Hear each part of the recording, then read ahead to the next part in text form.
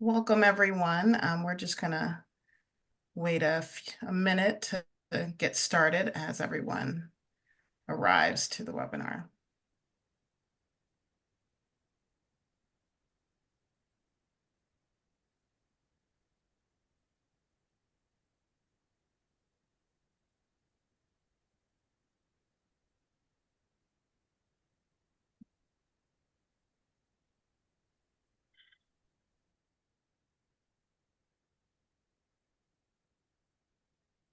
Okay, I'll go ahead and get started. Welcome, everyone. My name is Angel Hines. I'm the Public Policy Manager here with the Christopher and Dana Reeve Foundation. And I thank you so much for joining us today for this policy update on the DOT proposed rulemaking for safe and accessible air travel. We are so excited to have this discussion on how to have safer, more dignified air travel. So I'll just get started with some brief introductions. And I've already introduced myself. I forgot to give my visual description. I am an African-American woman with brown skin and about shoulder length hair. And I go by the pronouns she, her. So that is my introduction. But if you want to go ahead to the next slide, Jared. Today, we are fortunate to hear from Kelly Buckland, the Disability Policy Advisor with the U.S. Department of Transportation, Office of the Secretary, and Heather Ainsley, the Chief Policy Officer for Paralyzed Veterans of America. A bit background about them. Kelly Buckland is a person with a disability who has been actively involved in disability issues since 1979. He served for over 20 years as the executive director of the Living Independence Network Corporation and the Idaho State Independent Living Council in Boise, Idaho. Kelly currently serves as a disability policy advisor at the U.S. Department of Transportation and the Secretary's Office. And then we have Heather Ainsley.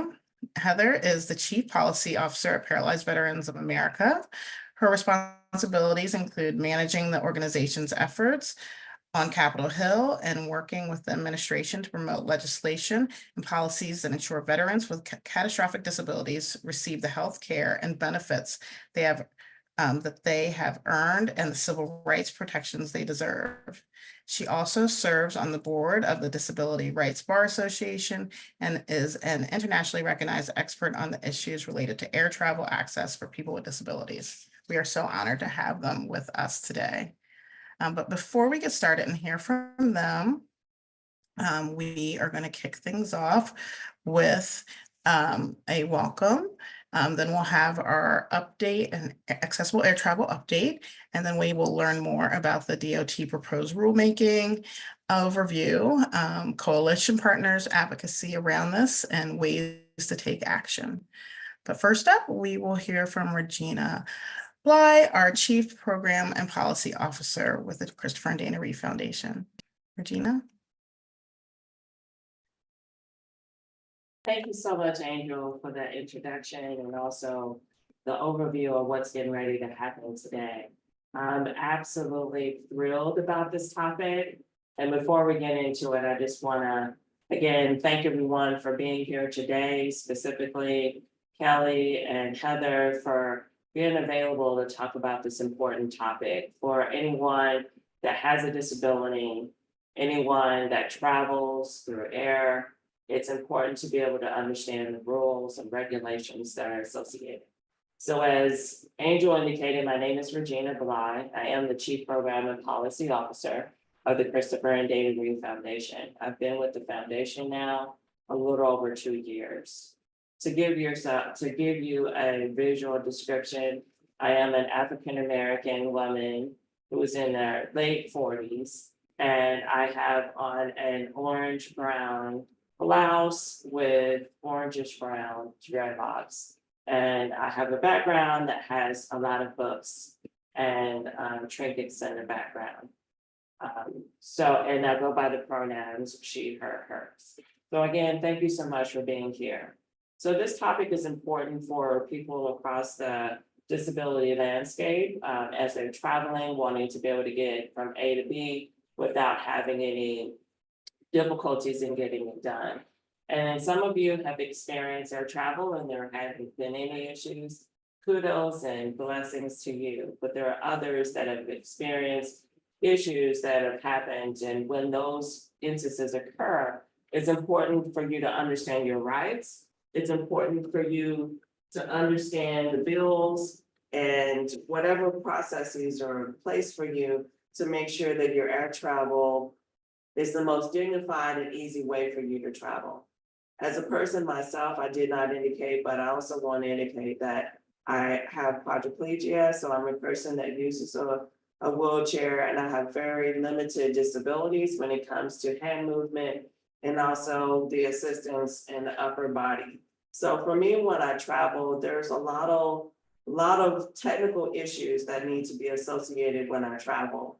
And not everybody understands what's available to you and understanding the rights behind what it means when you travel. So when you are ready to embark on those activities, you need to know what's available and those rules. And this webinar today is going to be able to help you to understand the policies that are active now, some of the things that DOT want to enact, and then also some of the advocacy work around making sure that when people travel, dignity is included, and then also that everybody's able to get to their destination, and sometimes that doesn't happen.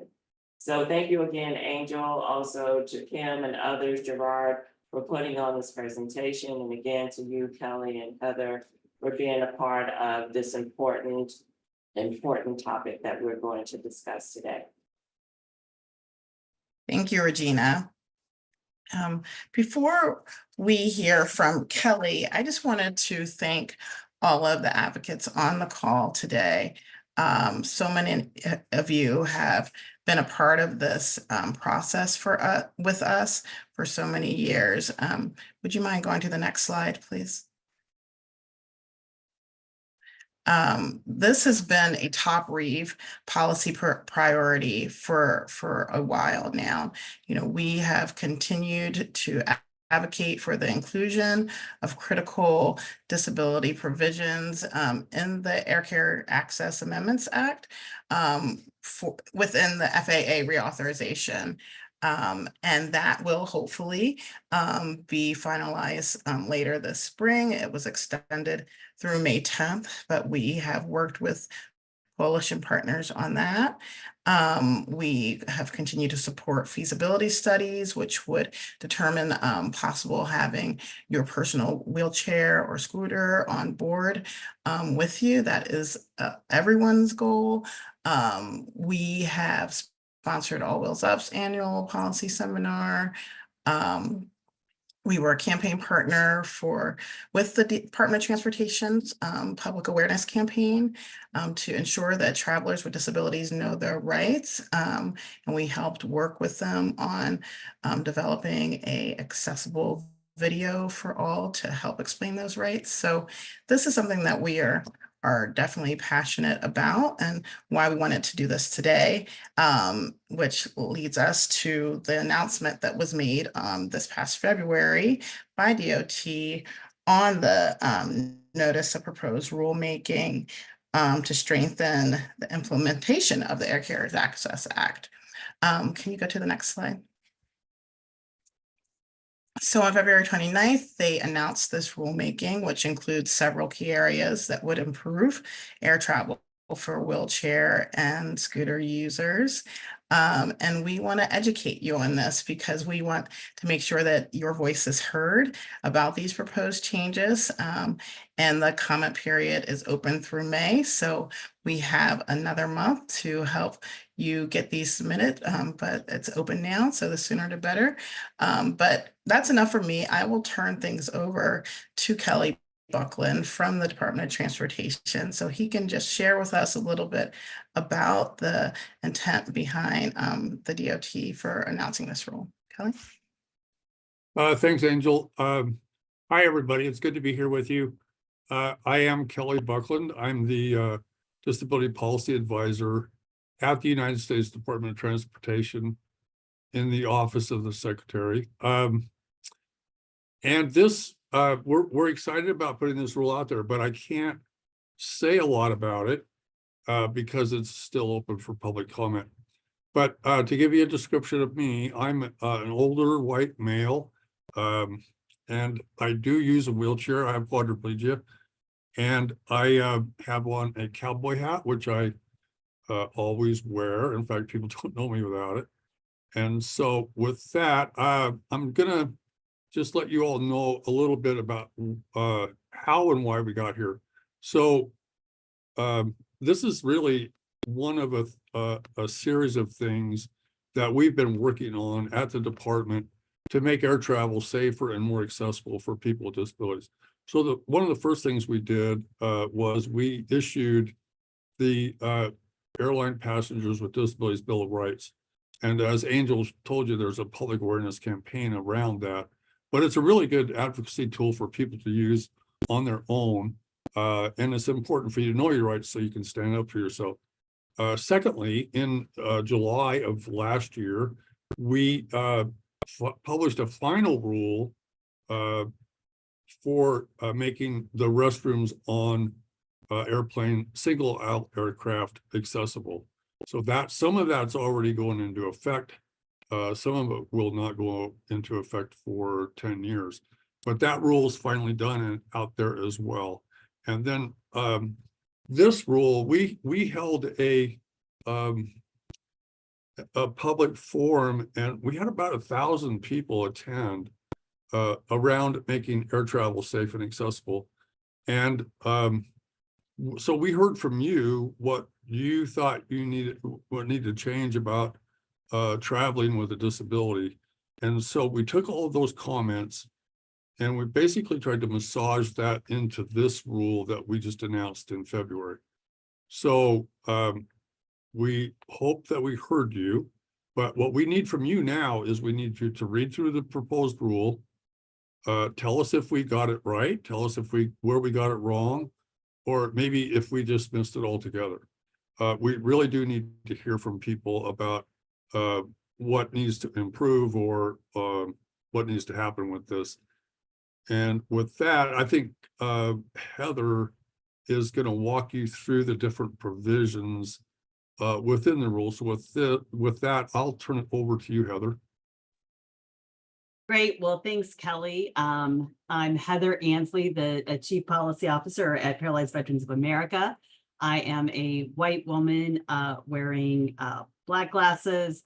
I have brown straight hair. I'm wearing some dangly earrings today and a springish purple button-down shirt with a pink sweater thrown over me, and I am in my office, and you'll see that I have my blurred background on today. So thanks, Kelly, for giving the overview of kind of how we got to this point. It is something in addition, as Angel was stating, and also Regina, in addition to the Reeve Foundation's focus on improving access to air travel for people with disabilities.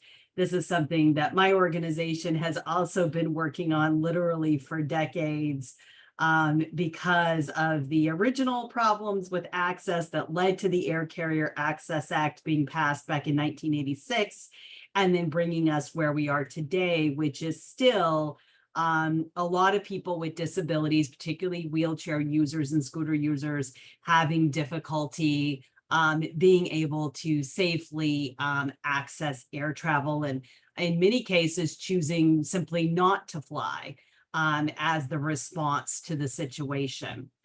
The rule that is currently out for comment is, as Kelly said, is something that is really a culmination of the comments, the concerns of people with disabilities that were included in the public meeting that took place, which was also part of the catalyst for these efforts was, the death of Ingracia Figueroa, a disability rights advocate who had come to Washington to do advocacy. And on her way home to California on that flight, her wheelchair was destroyed and led to situations, and ultimately she ended up passing away. And really the outcry of all of the stories that we all have heard over the years from people who have lived these experiences really just kind of came together in a moment where people were able to say, we have to have change. It has to take place. And the department has now said, okay, here's our thoughts on what some of that change could look like. And now this is our opportunity as advocates to review what they have suggested. And as Kelly said, comment back as to whether or not we think they got it right. If there are things that we feel like maybe they missed the mark, or things that we think are good, but maybe not quite there. So what are some of the things that are in this proposed rule? Well, one of the things is looking at, if we could go to the next slide, airlines' obligations and responsibilities to provide safe and dignified assistance and prompt enplaning, deplaning, and connecting assistance. That's a mouthful. So basically, it would clarify that safe and dignified assistance is the type of assistance you should receive when you need an accommodation due to a disability, that should be an underlying theme, whether you need help in an aisle chair, getting on and off an aircraft, you need guide assistance, whatever that may be, that it be safe and dignified to you as a person with a disability. It would also clarify the type of assistance that folks need when they're being put on the plane, they're coming off the plane, they're getting to a connecting flight, or maybe even moving around within the airport. And there are a couple different chairs. So there's what we typically call the airport wheelchair or the push wheelchair. This is a wheelchair that maybe someone would get in and be pushed by another individual, maybe through the terminal from the check-in to their gate, because walking long distances may be difficult for them. But when it comes time to board the aircraft, they are able to board under their own power, maybe using a cane or other assistive device. Then we have what we call the aisle chair or the boarding chair. And that is for folks who are going to typically need to transfer from their own personal wheelchair onto this device and then use that device to actually get on or off the airplane. So DOT is proposing that if you need that assistance in the push chair, just getting you around the airport, but you have the ability to get around also under your own power, that they would look at prompt assistance as being what they call a totality of the circumstances. And that is, they would consider everything that was going on at the airport that day. Were there a lot of weather delays? Was there a mechanical issue? Was everything situation normal? Like whatever was going on that day to determine, okay, did we promptly assist you?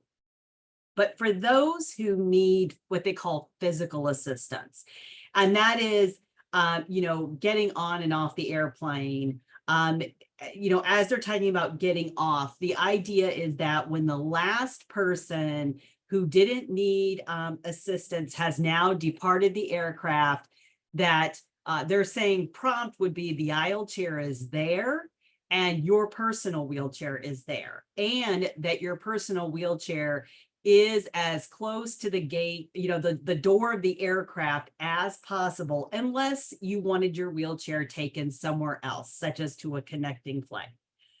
And that way, and when you're ready to get off, if your chair is not there and the aisle chair is not there, then that would be an issue with that assistance not being provided promptly.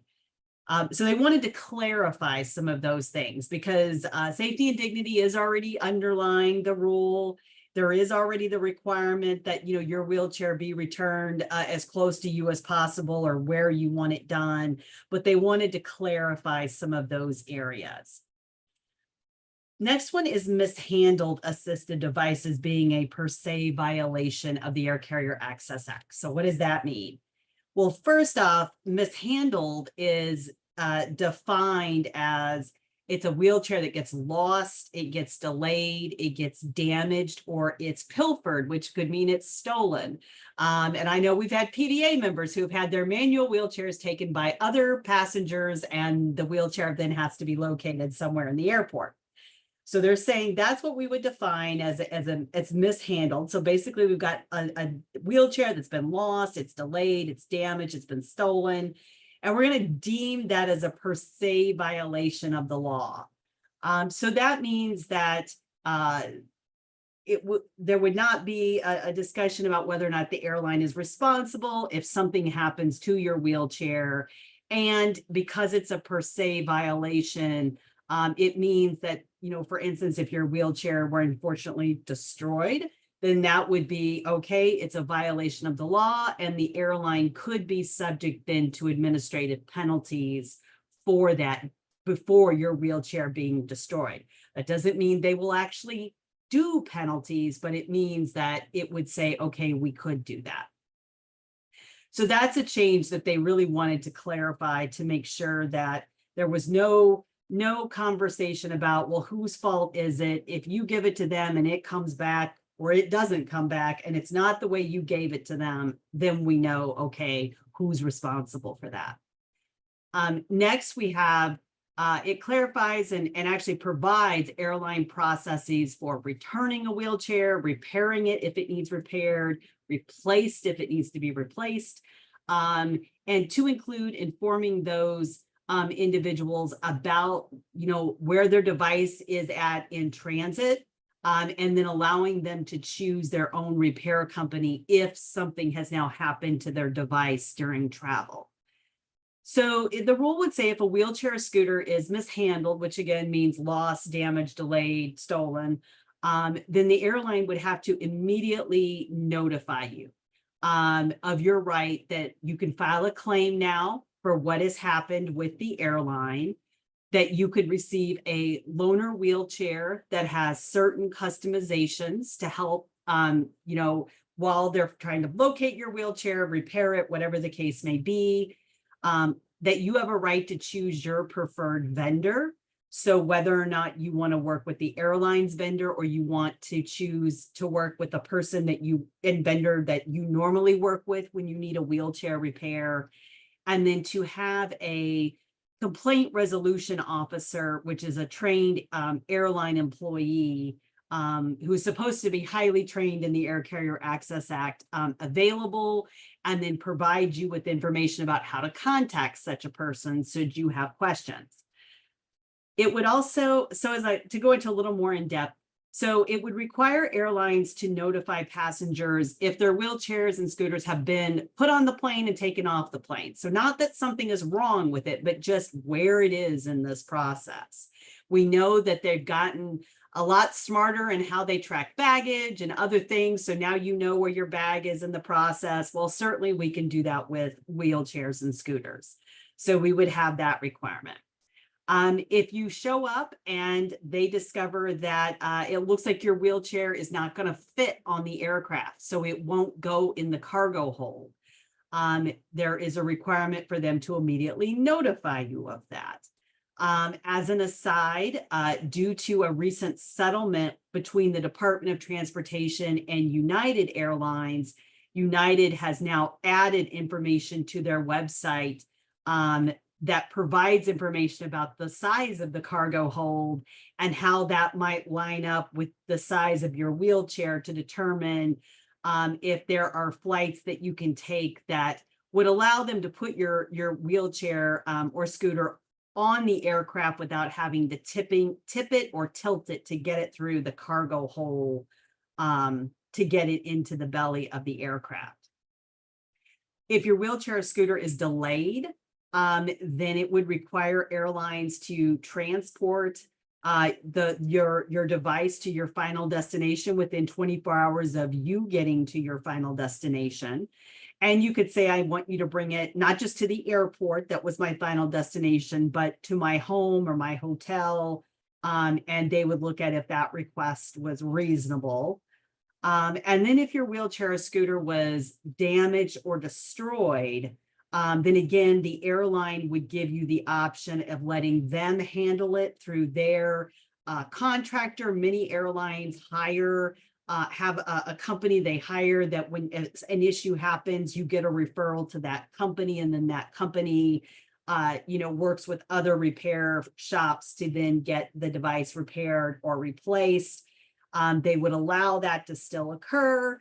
But if you said, I would really rather arrange my own repair. I would rather I feel like I could get this where it needs to be and get it done more quickly. Then you would be allowed to do that. And it would be at the expense of the airline.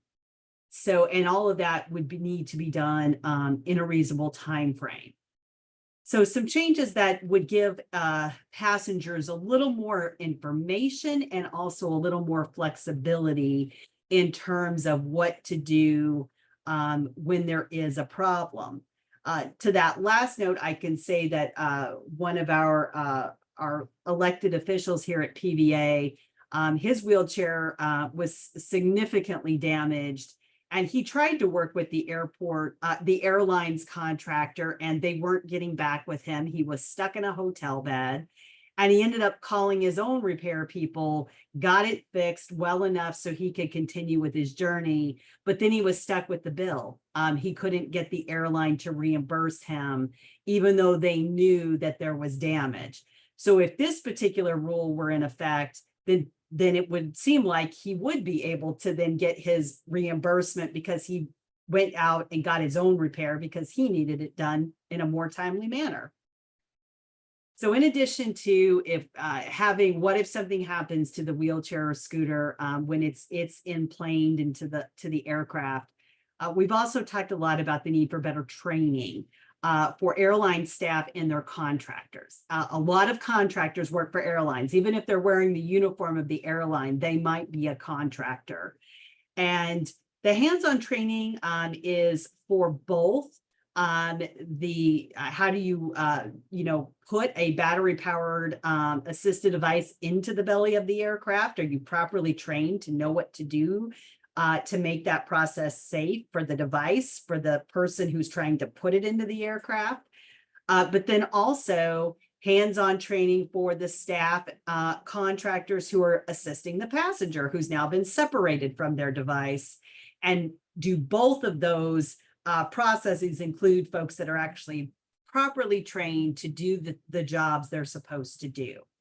So the proposed rule would say that there has to be this annual hands-on training for airline employees and contractors if they physically assist passengers with mobility devices or if they handle wheelchairs and scooters. They define hands-on to say that that is training that is received by an employee or contractor where that individual performs a task, function, or procedure that would be something they would have to do in their normal duties and their job, and it would be in a controlled or simulated environment with the use of a suitable life-size model or equipment as appropriate. Again, that's their proposed definition. They would then require that hands-on training related to assisting the passenger would include how to do transfers to and from a personal wheelchair or an airport wheelchair to aisle chairs to passenger seats, the whole process that has to occur there, proper lifting techniques, how to troubleshoot common challenges that may come up when you're providing this type of assistance, and then also how to use the equipment that is then going to physically assist the passenger with a disability. So do they know how to use the aisle chair? Do they know what those straps are for? Do they know how to properly put them on? These are all the complaints I know that we have heard from our members. This would require them to have training in how to use that device and how to assist the person with safety and dignity during that process. Then we would also have to have, as I said, hands-on training related to common types of wheelchairs and other mobility devices, their features, and then also any equipment that the airline or the airport has to help the workers get those wheelchairs and scooters up into the belly of the aircraft. So if they have lifts or other devices, do the workers know how to use them? Do they have them available? And can they use them to safely then get these devices into or out of the aircraft? And they would have to also have training on, methods for safely moving an aid, including lifting, which is very precarious because we know power wheelchairs are very heavy. If there is a disassembly that needs to be required, do they know how to do that? Do they know how to reconfigure, maybe tilting the back down, and of course, taking direction from the passenger about anything they need to do to reconfigure their chair to try to get it into the belly of the aircraft? Or is there any reassembly that needs to be done? And then, of course, how to secure it in the cargo area, depending on the types of securement that they might have available. And DOT is also asking, are there more specific training requirements they should have versus just these topics? They ask about, safe patient assistance that is involved when you're lifting and transferring an individual that you might find in a medical or other context. Should those be things that are considered? And then we also have the reimbursement of fare difference when an assisted device will not fit on your desired aircraft. Now, DOT didn't give us any language to respond to. They didn't make any suggestions here, but they asked questions and said, is this something we should do? So they said, one, should an airline have to reimburse someone between the fare on a flight on a wheelchair that the wheelchair user took and the fare that's on the flight that they would have taken if their wheelchair had fit? So, for example, if you have a smaller airport and one flight a day is on a bigger plane, but the rest of the flights that go in and out of that airport are more on the regional aircraft, so they're smaller. And let's say your device will only fit on the bigger flight. Is that the one that's the most expensive of the day? So it's such that now you have to pay the most expensive flight while everybody else could pick maybe the cheaper flight if that fit into their time. So they're asking, should you basically be able to get refunded for that because you didn't have a choice in the flight you took. You didn't get to shop on price. And that's currently something that there is some availability with that. I mentioned that DOT settlement with United Airlines. If you go to buy a ticket there, you will see a pop-up if you try to get on a flight that it says you're not going to fit. And it has some information about reimbursement. And they're asking, so DOT is just asking, is this something that passengers should have? Should we give them that a consideration since we have a lot of inaccessibility in air travel? They also ask, whether airlines currently would offer to put you on another flight without cost if you bought the cheaper flight and then your wheelchair won't fit. Or what about if you need to go on another airline? Let's say your airline that you bought the ticket on doesn't have any flights that your chair will fit on. Do they need to move you to a competitor? Or even should they look at another mode? If you're in the Northeast, for instance, maybe Amtrak would be the only option. Should they buy that ticket for you? Or even a bus?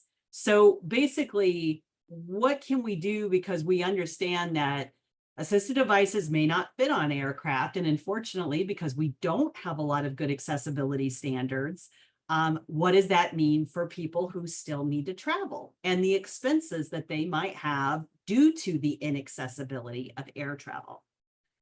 So those are some of the major areas that we're focusing on. It's not on the slide, but I will briefly touch on, there are two additional items in the proposed rule. One is on onboard wheelchairs. So an onboard wheelchair is how someone in flight might be able to get to a lavatory if they need to have that type of assistance. And Kelly mentioned that last year, the Department of Transportation put out this final rule on single aisle aircraft and an accessible lavatory that will come in the future. Part of that rule was about new standards for onboard wheelchairs. So DOT in this particular rulemaking has published proposed language that would basically require the type of onboard wheelchair that now is associated with the accessible single aisle lavatory would have to be more broadly available in air travel. And they did put a requirement out and they're asking for feedback. So that's one. And then another area that they didn't propose any language on again, but they did ask, they do want comments. And that is in relation to twin aisle aircraft, which already have a requirement for an accessible lavatory, and whether or not the standards that are currently in twin aisles, they've had that requirement since the early 90s. They're saying that those now don't match the single aisle aircraft, and should they? So basically these two issues, the onboard wheelchair and the lavatory, were things that were they kind of come from the final rule that was out last year and some of the changes that have occurred from that. And they also included those in this particular rule. And as advocates, we are commenting on that. Next slide, please. So what are some of the key areas of focus that for advocates? So there's certainly we invite anyone who wants to go through the Federal Register notice and all of the various questions and comments to do so and to provide your feedback. But if you say, gosh, I don't have that kind of time on my hands, well, there are some other things that we hope that you might do. And it's part of this comes because there is a perception that, maybe, and not in the disability community, but there's a perception that maybe, the problems that people have had with, being dropped or, being, their device being destroyed, maybe some of these things are not as prevalent. It just, they're just things that get headlines, if you will. And we want to make sure that that we have a loud and clear message that unfortunately many wheelchair users and people with disabilities as a whole do have air travel stories. And in fact, PVA has promoted a hashtag FlightMares that where people can share their stories. So we would encourage people to continue to share their stories, because we know that even when things in a transfer, nobody gets dropped, maybe there's not a specific issue that happens. It's just a rough process. You're being lifted and moved in that small aircraft. You're being bumped into stuff. It's not pleasant. At the least, it's not pleasant, and at worst, it's unsafe. So we just want to make sure that people understand what it's really like to have to get on and off an aircraft if you cannot walk onto the aircraft. And that goes to, we need folks to tell Department of Transportation, and you can use the comment link that was shared earlier about why better training is needed by the people who are assisting you. And that better training is to stop injuries. It's to stop indignities, and also to stop wheelchair and scooter damage. And if you have your own stories about when something has happened to you, even if you didn't file a complaint, with the airline or DOT, you can use that to explain, why is it important that somebody has had a hands-on training with assisting a person who has a disability, like a spinal cord injury? Why is it important that they know how to get a wheelchair on and off an aircraft without damaging it? And then second, we're hoping that you can explain, if your wheelchair is damaged or your scooter needs to be fixed, in any context, why is it important that be done as quickly as possible? And that what does that device mean to you as you maintain your health and your independence? So why is it important that airlines act quickly to make sure that people can get into the repair process? Number one, they don't break them in the first place. But then if it does, that we can get you into the repair process, that there's a loaner wheelchair that can be available for you, if that's something that you need because you don't have one, and why all of that is important. The goal here is just really to show that these changes are desperately needed because the needs of people with disabilities have for far too long been an afterthought in air travel.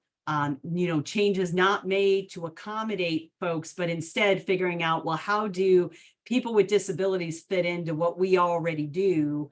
and the planes we already have and the spaces we already have versus the other way around, which is what we now see in most other modes of transportation, which is how do we accommodate individuals who are going to bring an assistive device with them so that they can participate just like everyone else. So that's why it's so important to comment. So with that, I'll turn it back over to one of my other panelists for the next steps.